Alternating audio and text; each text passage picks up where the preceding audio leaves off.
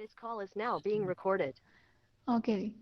Question statement क्या कहती है? आपने यूजर से दो चीजें इनपुट लेनी है, एक है बेस, दूसरी एक्सपोनेंट, और फिर आपने प्रिंट कर देना है वो पावर अप्लाई करके जो भी पावर का रिजल्ट होगा।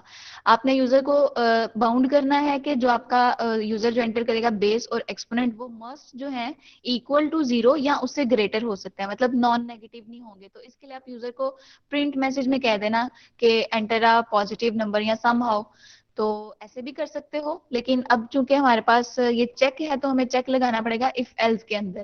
तो यूजर को नहीं कहेंगे मेरा ख्याल हम लोग कि तुम जो है पॉजिटिव। अच्छा बच्चों, आप लोग को सैंपल आउटपुट का आइडिया है ना? Yes ma'am.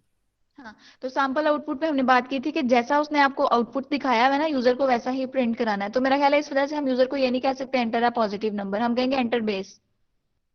Yes ma'am. है ना? ठीक है। तो क्या करना है प्रोग्राम में, आपने यूजर से दो चीजें इनपुट ले लेनी है। फर्स्ट को आप बेस का नाम दोगे, सेकंड को आप एक्सपोनेंट का नाम दोगे, और फिर उसकी कैलकुलेशन करके उसको प्रिंट करवा देनी है। लेकिन प्रिंट करने से पहले आपने दो चेक्स लगाने हैं। फर्स्ट ये कि आपने जो यूजर से डाटा लिया है वो नॉन नेगेटिव होना चाहिए। नॉन नेगेटिव के लिए कंडीशन क्या लगती है? That number should be greater than और इक्वल टू 0। ठीक है, तो इससे पता चल जाएगा कि वो नॉन नेगेटिव ही है। अगर वो नॉन नेगेटिव है, दूसरा चेक आपने क्या लगाना है कि क्या एक्सपोनेंट जो है वो इक्विवेलेंट टू 0 तो नहीं है। अगर वो इक्विवेलेंट टू 0 होगा तो इसको आपने स्पेशल तरीके से हैंडल करना है। उसमें क्या होगा कि आप कैलकुलेशंस नहीं करोगे, आप डायरेक्टली उसका आंसर 1 दे दोगे। जैसे आप माइंड में भी क्या करते थे कि जब आपको किसी भी नंबर की पावर 0 कहते थे तो आप उसको मल्टीप्लाई करके नहीं देखते थे, डायरेक्टली उसका आंसर जो है वो 1 रख दिया करते। तो बिल्कुल इसी तरह करेंगे। अच्छा, फिर उसने हमें नोट में कहा कि आपने मैथ क्लास को यूज नहीं करना। अभी तक तो हम यही सोच रहे थे ना कि मैथ क्लास में दोनों वेरिएबल्स भेज देंगे बेस और एक्सपोनेंट, और हमें जो है वो पावर मिल जाएगी, लेकिन हम नहीं करेंगे ऐसा। उसने हमें कहा कि तुमने इस तरह से नहीं करना। तो फिर दूसरा तरीका क्या है इसको करने का? मैम लूपिंग लूप में वाइल वाली कंडीशन मैम। हाँ, लूपिंग स्ट्रक्चर को यूज करेंगे। लूपिंग स्ट्रक्चर बेसिकली क्या करता है? रेपिटेशन करता है। तो रेपिटेशन हमने रिपीट क्या करवाना है बेसिकली? अगर हमें 3 की पावर 4 लेनी है तो हमने रिपीट क्या करना है? 3 को 4 3 टाइम or 4 times. 4 3 को टाइम 4 3 को times. repeat। हमने मल्टीप्लाई करना है 3 को 4 टाइम्स समहाउ। तो ये वाली जो चीज है ना ये रिपीट हो रही है, आप देख रहे हो, है ना? तो जब रेपिटेशन आ जाती है तो फिर हमें तीन चीजें मस्ट चाहिए। क्या चीज? एक लूप का स्टार्टिंग पॉइंट। तो लूप का स्टार्टिंग पॉइंट क्या होगा? लूप बेसिकली क्या होती है? रिपीट करना। रिपीट करना कितनी बार रिपीट करना है? अगर मैं कहती हूँ कि इसके लिए हमने ये चीजें 4 बार करनी है, तो ये आपके पास फर्स्ट आइटरेशन है, ये आपके पास सेकंड आइटरेशन है, ये आपके पास थर्ड आइटरेशन है, और ये फोर्थ। तो इधर से देख के आपको क्या लगता है आपकी लूप कहाँ से स्टार्ट हुई?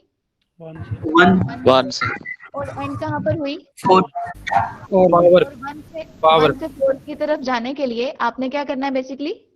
उस काउंटर कंट्रोल वेरिएबल को हिंदी स्टार्टिंग में पॉइंट हम 1 होगा। 1 से और 4 स्टार्टिंग हम 0 रख लेंगे तो एंडिंग पॉइंट जो होगा हम 4 तक रख लेंगे कि जब 4 आ जाए तो आप स्टॉप कर देना। बिल्कुल उस तरह से भी हो सकता है। तो इसको करके देखते हैं। फिर एक और चीज अपडेशन। तो 1 से 4 की डायरेक्शन में जाने के लिए हमें इंक्रीमेंट करना है एक एक नंबर से, ऐसा ही है? Yes ma'am. अच्छा, पॉसिबल वेरिएबल्स कौन कौन से हैं इस वाले स्टेटमेंट के लिए? एक तो उसने कहा कि बेस लेना यूजर से, तो बेस नाम का एक वेरिएबल मैं बना लूंगी। फिर उसने कहा एक्सपोनेंट लेना, तो एक्सपोनेंट नाम का एक वेरिएबल बना लूंगी। और हमें किस किस वेरिएबल की जरूरत है?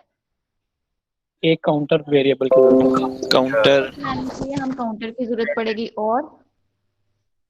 और एक और हमें जो 0 से लेस देन बताना है। रिजल्ट वाला भी है। हाँ, रिजल्ट वाला, यानी जिसके अंदर हम इसका कैलकुलेशन करके रखेंगे। तो कैलकुलेशन आपको पता है ना, आप स्टेप बाय स्टेप कैलकुलेशन कर रहे हो, हर आइटरेशन का वो मैम नाम रिजल्ट।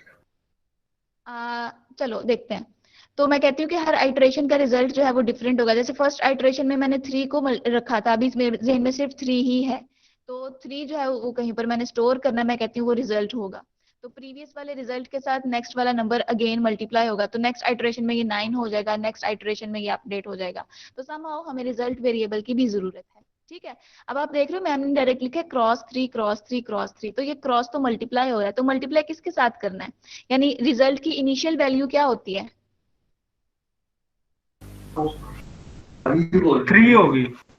0 0। अच्छा, अगर हम इसकी इनिशियल वैल्यू 0, पता है हम लोग बात करते हैं कि हर वेरिएबल को हमने कोई इनिशियल वैल्यू दिया करनी है, अगर तो हम 0 रख लेते तो मेरा तो ख्याल है ये रिजल्ट जो है वो मैम कुछ और वन होता है। 1 होगी मैम, 1 रख आप लोगों को याद है? हाँ, मैम, आप 1 लोगों को होगी। याद है अच्छा जी, आप लोग को याद है जब आप मैथमेटिक्स पढ़ते थे तो आप कहते थे कि एडिशन की जो आइडेंटिटी है वो 0 है, लेकिन जो मल्टीप्लिकेशन की आइडेंटिटी है वो 1 है समहाउ, है ना, Yes, ma'am. सबसे छोटा जी, मैम। नंबर। यस हाँ, मैम। तो अब चूंकि हमारा केस मल्टीप्लिकेशन वाला है इसलिए हम उसको रिजल्ट को 1 रखेंगे। अगर केस होता सम वाला तो सम में अगर 1 रखते तो वो चलता, नो मैम, जीरो नो से शुरू मैम, करना। 0 तो जब रखेंगे। एडिशन सब्ट्रैक्शन होगी तब आपने 0 रखा करना है, और जब इस तरह से आपके पास कोई मल्टीप्लाई का होगा केस तो उसमें आपने 1 रख लेना है। ठीक है, तो ओके मैम। एजेंडा क्लियर है, वेरिएबल्स भी हम लोगों ने माइंड में बना लिया कि ये हम लोग